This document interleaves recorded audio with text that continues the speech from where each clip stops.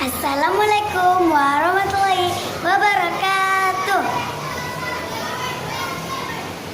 Nama saya Tira, saya dari SD Negeri Panikokan 1 Makassar. Saya ingin membacakan puisi Ibuku Dahulu, karya Amir Hamzah. Ibuku dahulu marah padaku, diam ia tiada berkata. Aku pun lalu merajuk pilu, tiada peduli apa terjadi.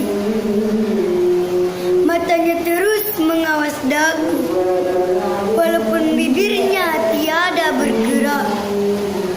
Mukanya masam menahan sedan, hatinya pedih karena lakuku. Terus aku berkesal hati, menurutkan setan mengacau balau. Jurang celaka terpandang di muka, kusongsong juga biar cedera. Bangkit ibu dipegangnya aku, dirangkumnya segera dikucupnya serta. Dahiku berapi pancaran neraka, sejak sentosa turun ke kalbu. Demikian engkau, ibu, bapa, kekasih pula, berpadu satu dalam dirimu, mengawas